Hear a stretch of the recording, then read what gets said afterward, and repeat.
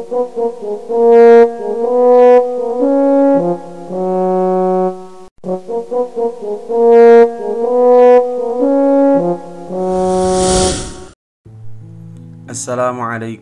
warahmatullahi wabarakatuh.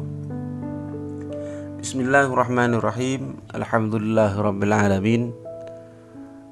Anak-anakku semuanya, alhamdulillah hari ini kita bisa berjumpa kembali dalam pembelajaran pendidikan agama Islam kelas 10 SMK Negeri 1 Jember.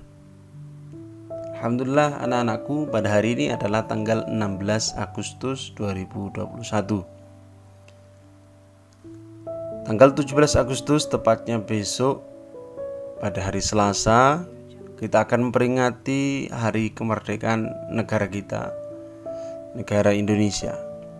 Semoga negara kita semakin berkembang, semakin menjadi negara yang maju, dan tentunya baldatun thayyibatun wa rabbun ghafur. Anak-anakku, untuk spesial hari ini, kita habis ini setelah doa kita akan menyanyikan lagu Indonesia Raya. Diharapkan anak-anak ketika menyanyikan lagu Indonesia Raya berdiri dan ikut menyanyikan lagu Indonesia Raya. Untuk mengawali pembelajaran hari ini, mari kita berdoa terlebih dahulu dengan harapan pembelajaran kita hari ini mendapatkan ilmu yang barokah, ilmu yang bermanfaat, dan pembelajaran kita hari ini bisa berjalan dengan lancar. Berdoa mulai.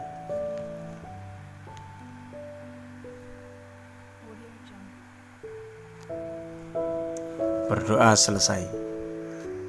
Mari anak-anakku, kita menyanyikan lagu Indonesia Raya. Semua siswa diharapkan untuk berdiri dengan sempurna.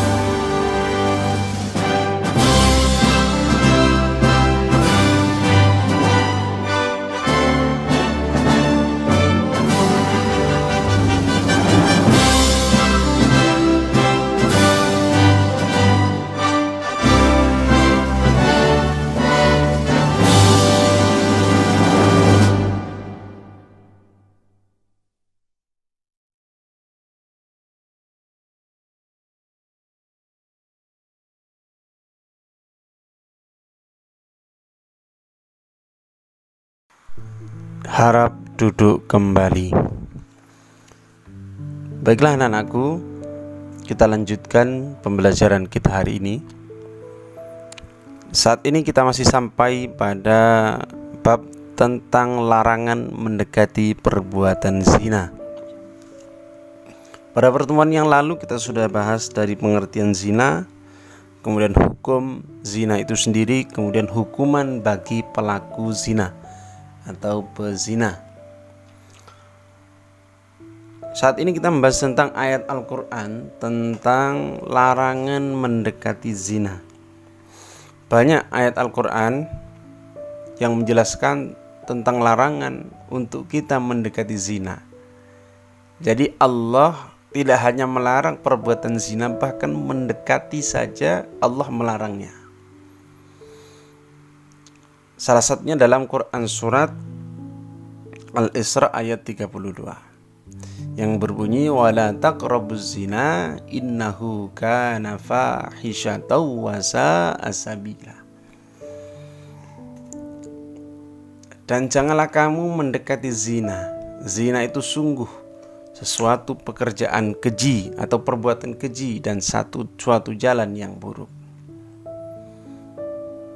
Jadi dari ayat ini sudah ditegaskan bahwa perbuatan zina adalah perbuatan yang tidak terhormat, perbuatan yang keji dan jalan yang buruk. Perbuatan zina dapat merendahkan harkat dan martabat manusia.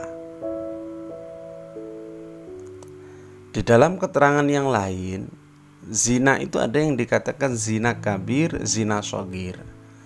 Ada zina besar, ada zina kecil. Apa zina besar itu? Yaitu berhubungan intim antara laki-laki dan perempuan. Kalau zina shogir atau zina kecil, yaitu juga sama-sama dosa besar, yaitu ia tidak menjaga pandangan, ya, tidak menjaga tangan, tidak menjaga penciuman dan lain sebagainya. Karena ketika zina kecil itu dilakukan oleh anak-anakku semuanya, maka ada potensi besar untuk melakukan zina yang besar seperti itu. Imam Suyuti menjelaskan bahwa zina mengakibatkan 6 dampak negatif bagi pelakunya, yaitu dampak di dunia atau bahkan dampak nanti di akhirat.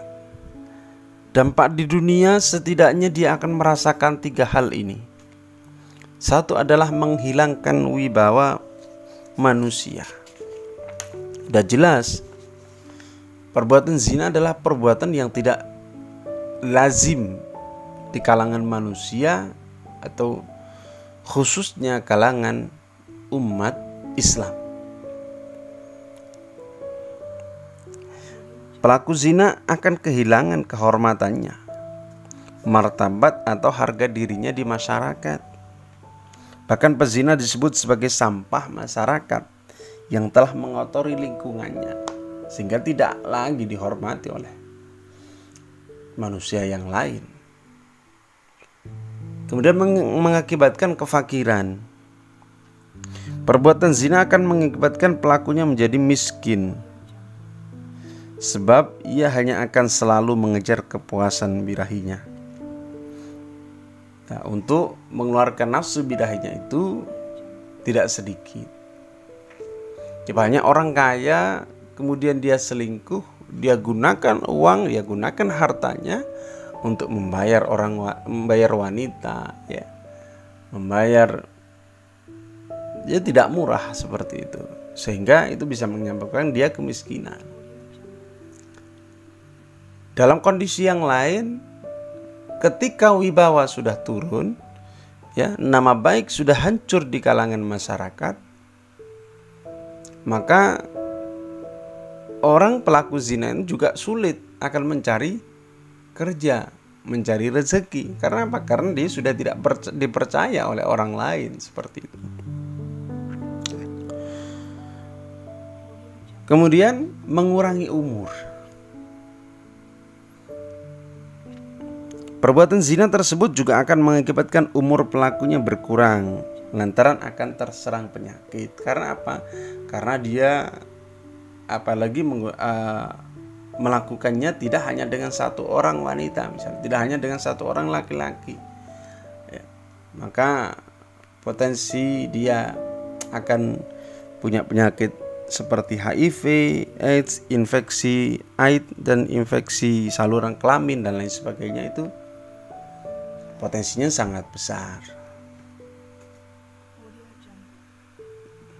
Kemudian dampak di akhirat. Jadi dia setelah mendapatkan dampak di dunia, tidak hanya itu, tidak selesai di itu saja, bahkan di akhirat nanti juga akan mendapatkan dampak negatif yang akan dirasakan oleh pelaku zina ini sendiri. Apa itu? Yang pertama adalah mendapatkan murka Allah, itu sudah jelas. Karena apa? Karena zina ini adalah perbuatan yang sangat dilarang oleh Allah. Bahkan dalam ayat yang barusan kita baca, jangankan zina, jangan berbuat zina, mendekati zina saja sudah dilarang oleh Allah. Wala taqrabuz zina, jangan dekati zina. Kemudian hisab yang jelek.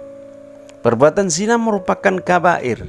Dalam pertemuan yang lalu Pak disebutkan bahwa zina ini termasuk kabair, yaitu dosa besar. Tentunya ini menjadi hisab yang jelek bagi kita. Penghitungan amal kita jelek. Ya, amal baik kita akan ketutup dengan perbuatan zina ini. Kemudian ketika kita mendapatkan murka dari Allah, ketika hisab kita sudah tidak baik, ya, perhitungan amal kita sudah tidak baik, maka siksa nerakalah yang pantas kita terima, atau siksa nerakalah yang pantas diterima oleh pelaku zina itu sendiri. Selanjutnya, hadis larangan zina. Bismillahirrahmanirrahim. La yakhluwanna rajulun bimra'atin illa kana thalithahuma syaitan. Yang artinya tidaklah seorang laki-laki berkholwat atau dalam kesepian. Kholwat itu berada dalam kesepian dengan seorang wanita, melainkan yang ketiga dari mereka adalah syaitan. Jadi anak-anakku, kita sebagai orang Islam, bahwa dalam agama kita tidak boleh hukumnya kita berduaan dengan orang perempuan tanpa ada ikatan yang sah secara syariat Islam. Ya, itu tidak diperbolehkan. Bahkan disebut maka akan ada orang ketiga. Siapa ketiganya itu? Ketiganya adalah syaitan.